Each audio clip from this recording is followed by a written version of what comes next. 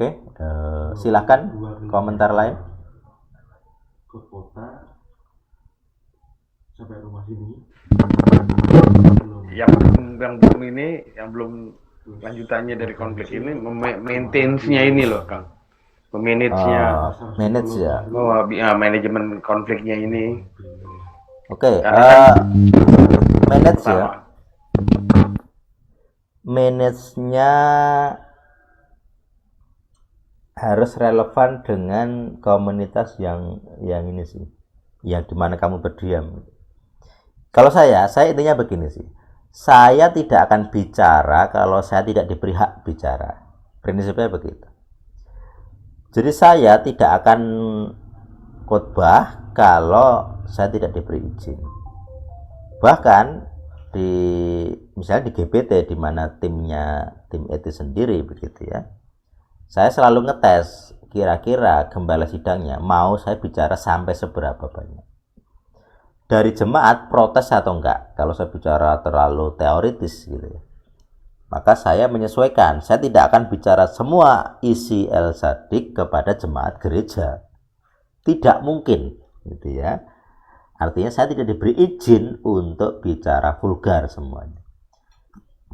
Makanya kalau Jeffrey masuk ke gereja, diuji kamu legal groundmu seberapa. Legal ground sebagai pembicara itu seberapa banyak. Kalau kamu dianggap lu siapa, ya jangan bicara. Tapi kalau ada hak, silakan, kami pengen tahu, tanya, jawablah gitu. Tapi kalau orang punya tendensi, kamu siapa sih? Nah, kamu jangan bicara. Jangan berikan mutiara kepada anjing dan babi, itu prinsipnya saja dulu.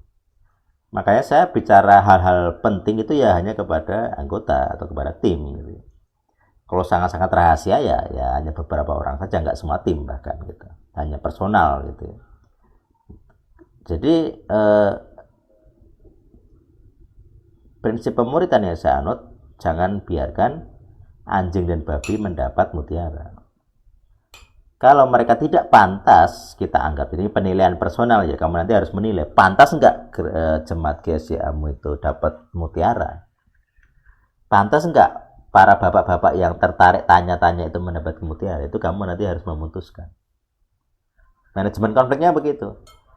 Jadi kamu tidak akan konflik, meminimalkan konflik. Kenapa? Karena hanya bicara kalau diizinkan begitu. Kalau tidak diizinkan, tidak akan bicara.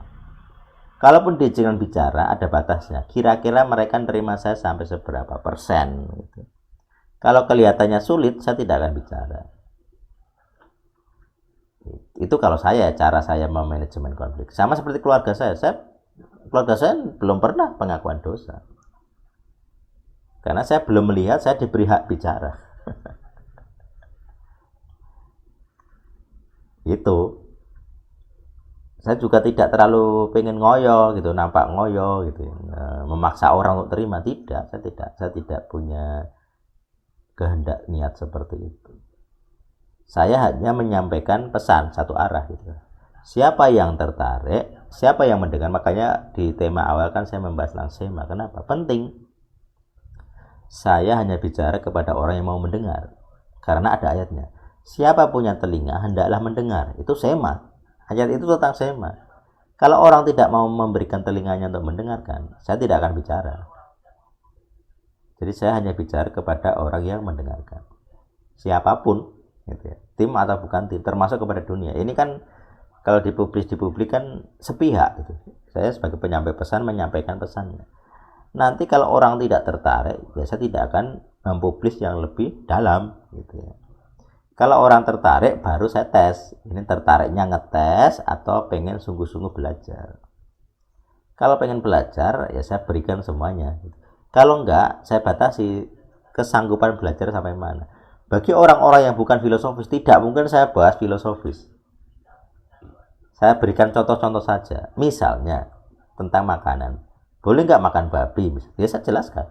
3 aturannya. Aturan Torah Sine, aturannya Konsil Yerusalem, aturannya Paulus, minimal 3 itu yang saya tahu. Mana yang harus saya diikuti? Nah itu tergantung sektenya. Orang Mesiani akan ikut aturan Sine, mutlak. Bahkan saya dulu punya teman namanya Yang itu Chinese, tapi anti makan babi, bayangkan.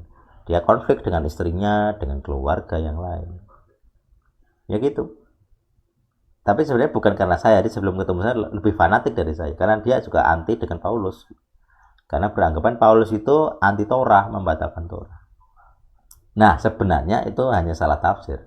Paulus ketika nulis Galatia misalnya tidak anti Torah sebenarnya.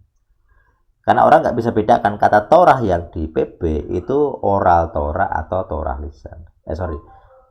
Torah tertulis atau Torah lisan. Mereka tidak bisa bedakan karena memang hanya ditulis sebagai Torah.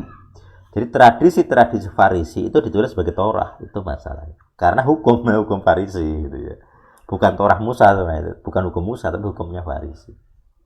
Nah, itu ditulis sebagai hal yang sama. Jadi hanya masalah kesalahpahaman diksi-diksi sehingga orang beranggapan Paulus membatalkan Torah. Terlebih masalahnya dengan LAI menerjemahkan tendensinya Yesus dan Paulus membatalkan hukum Torah. Nah, gitu. Itu tendensi terjemahan. Yang salah siapa ya penerjemahnya.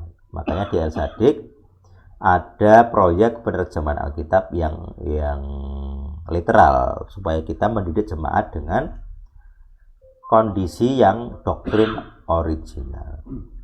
Begitu. Jadi kalau ditanya manajemen konflik, ya tadi jangan bicara kalau tidak diizinkan. Kalau Ayub diizinkan khotbah, ya dia bebas bicara. Pendetanya tidak protes loh. Kita harus mendengar orang seperti Ayub, para pengajar batin saya. Dia tidak tahu yang dia katakan. Gitu. Oke, nanti manajemen konflik akan kita bahas juga berkali-kali saya pikir ya. Nanti pertanyaan itu akan muncul kok. Konflik terus ini gimana? Itu pasti akan muncul di materi-materi selanjutnya. Apalagi nanti kalau kita bahas hukum kedua berseri-seri ya. Kalau kemarin kita bahas arti nama para Tuhan gitu ya. Nanti akan lebih detail lagi gitu. Ada banyak hal yang bisa melanggar hukum kedua dan kita harus bersih juga. Saya rasa jawaban saya itu untuk Jeffrey tentang konfliknya, manajemen konflik.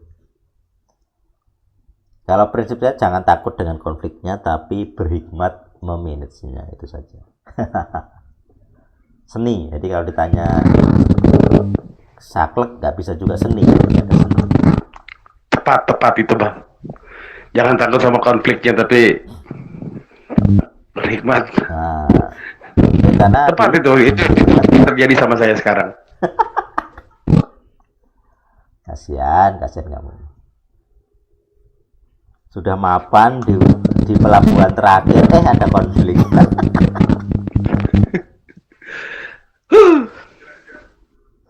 Dipikir sudah selesai gitu, padahal tidak selesai.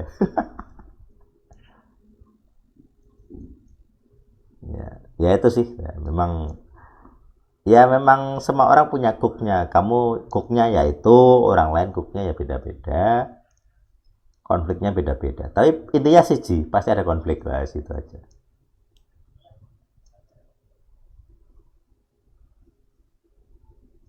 Bagi yang belum pernah konflik silakan komentar. Saya rasa nggak ada sih. Minimal konflik batin. Ya omongane Mas iki bener ora. Minimal itu. Aja gur ndobos tok.